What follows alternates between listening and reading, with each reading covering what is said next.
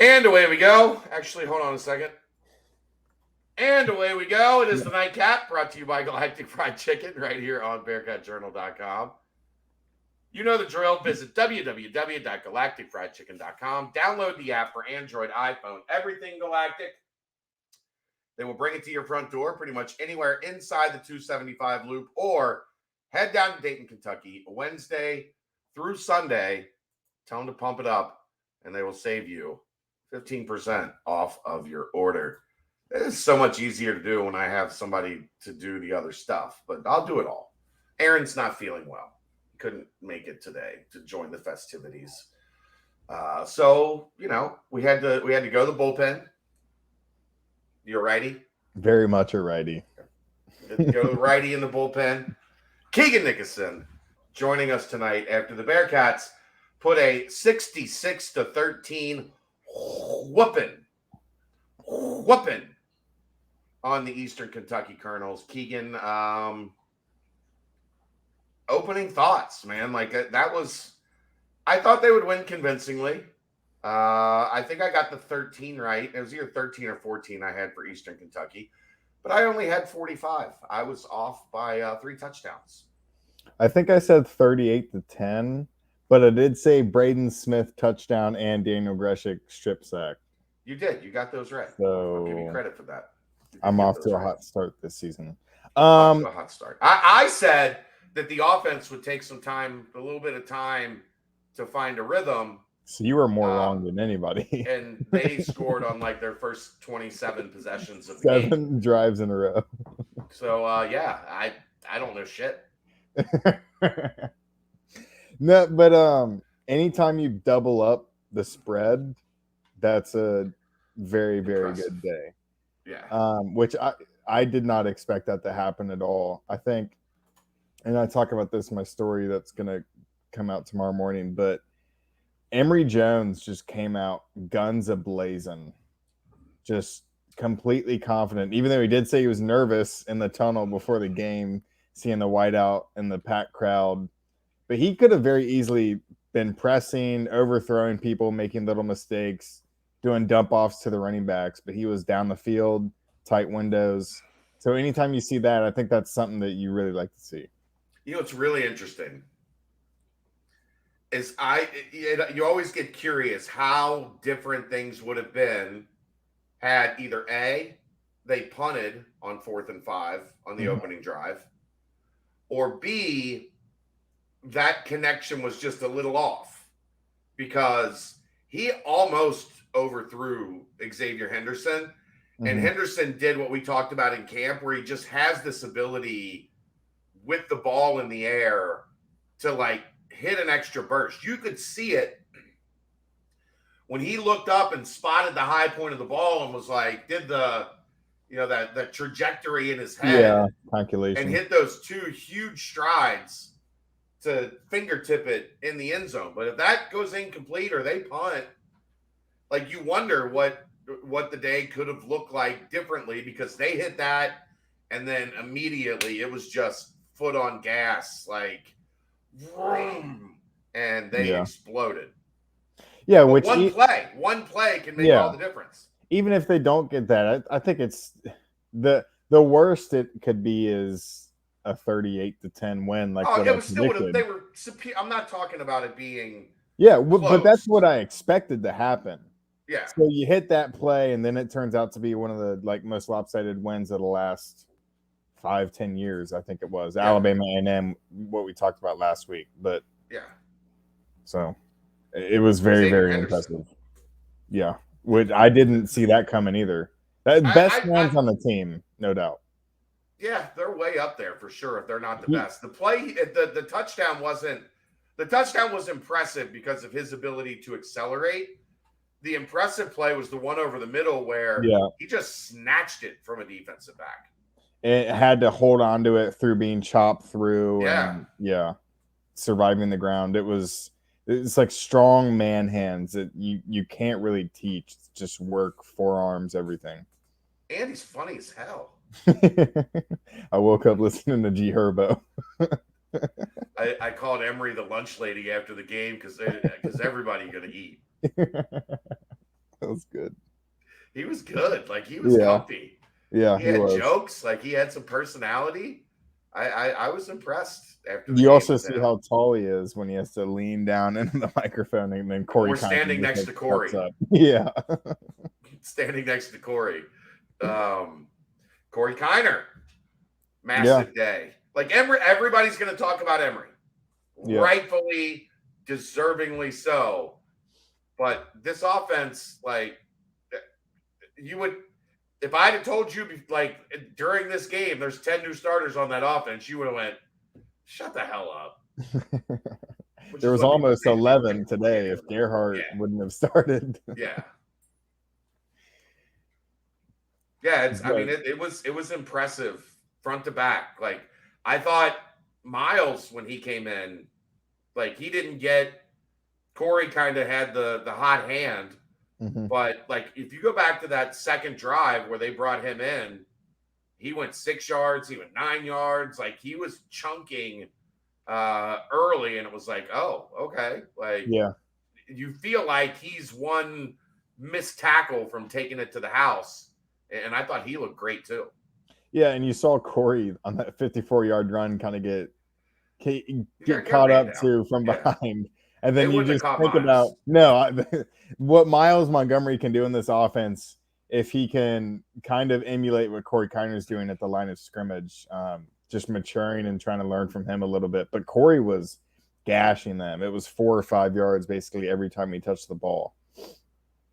Yeah, it was funny though because I think the first drive, like it was like 2 yards, 1 yard, 2 yards. Yeah, 48. And then they went over the top, and then Miles came. Well, but Miles came in on the second drive, and it was like 6, 9, 6. Like, okay, Miles might be the one to have it cooking if you just went off those first 2 drives, and then Corey came in on the third drive. And, you're like, okay, it's just gonna be a matter of who hits the right hole that day. Yeah, well, it was actually Ryan Montgomery was the third drive. They went 1, 2, 3. That's right. And then the fourth one was Kiner. Yeah. I was on the field. It was hot. Well, I asked Satterfield about it after the game. I was like, did you do a 3-series tryout to decide who was going to get the bell cow role for the rest of the game? He's like, no, we're going to have to use everybody. So, but I think it's what you brought up earlier about the 10 new starters. I think the frontline starters are very, very talented. I think what might catch up to this team is the depth, especially on the offensive side. I did like how they used Aaron Turner in the option game, and then on the same drive hit him for a score over the middle of the field through the air. I think he's your dude. He's got ability. He's not Braden Smith, but it's real nice to have 2 of them.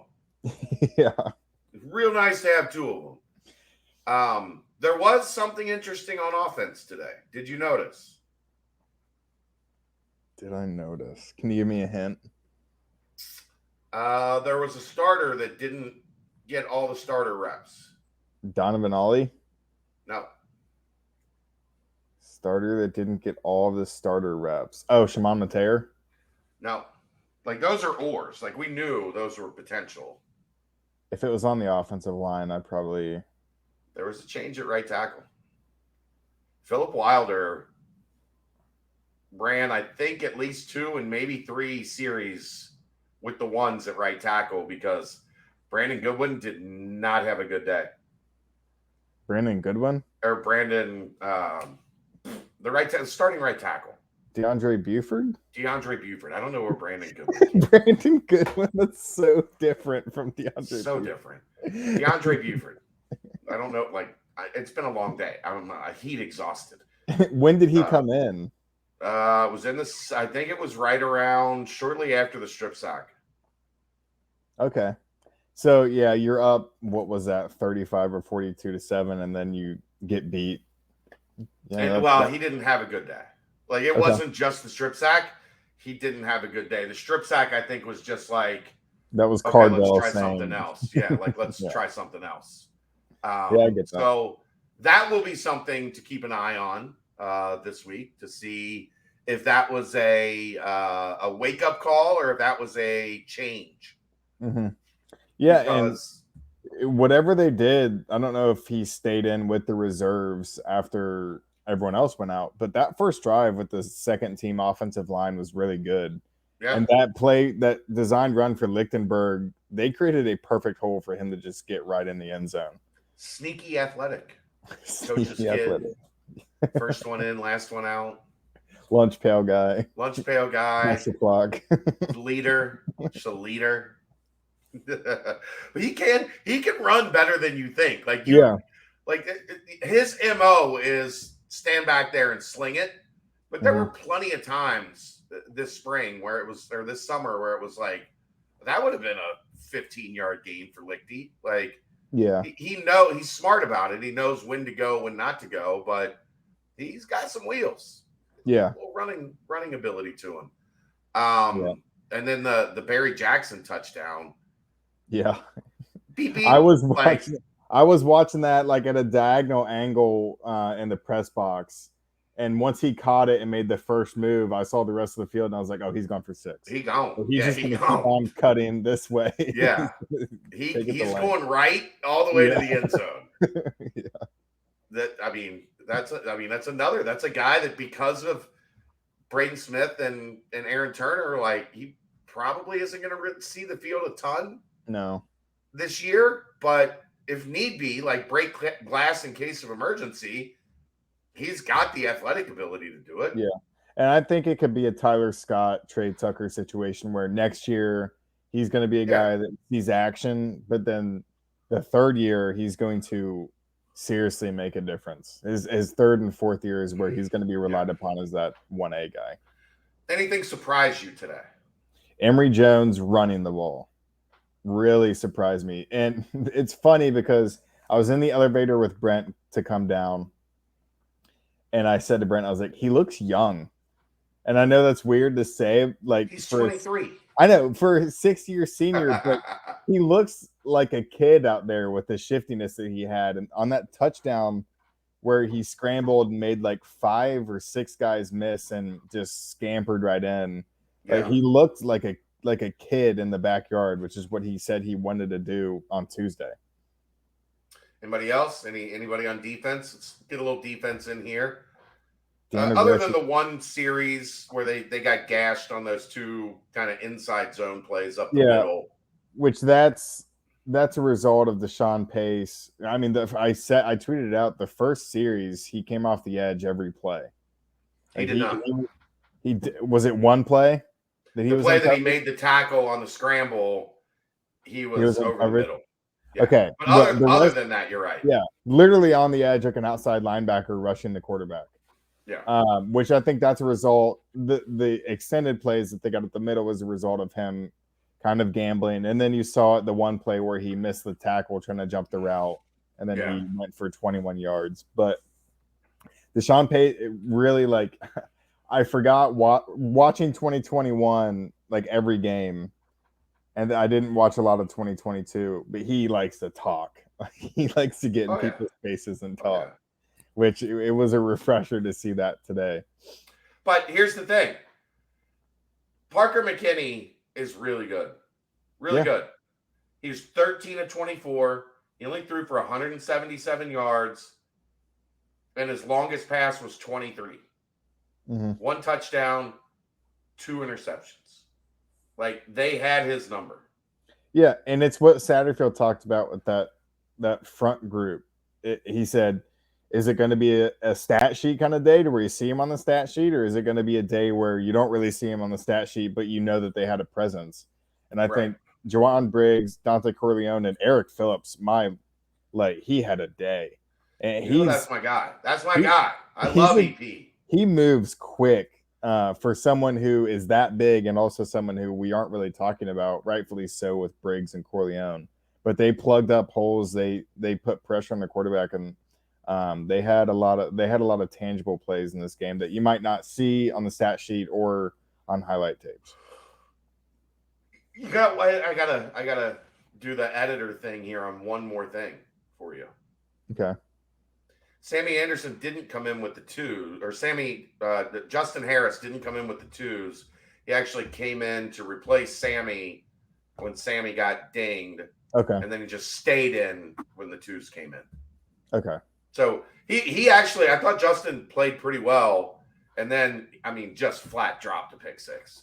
And then got it on Just the next flat play. dropped. And on the next play, got it Ball back. don't lie. So, yeah. So really happy for him. Great to see Tyler Gillison get a big tackle for loss. It might have been a sack. Was it a sack? I think I remember seeing a tweet about him, so I'm assuming it was a sack. He made a big play like later in the game. Where's Gilly?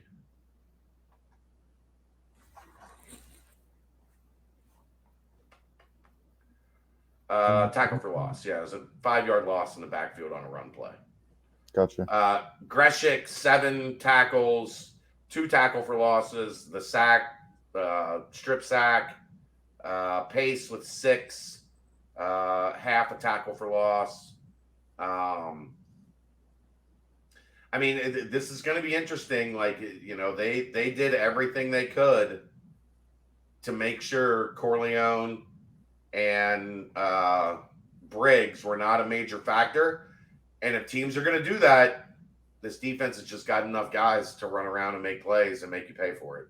Yeah, and then it all comes down to the offense and whether they can perform, which I think today showed what they can be, and then next week at Pitt is really going to show who they are. Because if they can go in and put a display like that and hang like 30 points on Pitt, that's going to put the country and the conference on notice. Like this isn't the 13th best team in the Big 12, and this isn't a team that's going to win either 4 or 5 games. It's someone who can compete. Yep. All right. Anything else you want to add? Pitt beat Wofford 45-7. And then we all saw what Oklahoma did to Butch Jones. I think Butch Jones. I'm not going to make that joke. I'm going to wrap it up. I'm not going to get myself in trouble. That's the nightcap. We'll see ya maybe tomorrow. I don't know. Sometime here in the near future. Brought to you by Galactic Fried Chicken, right here on BearcatJournal.com.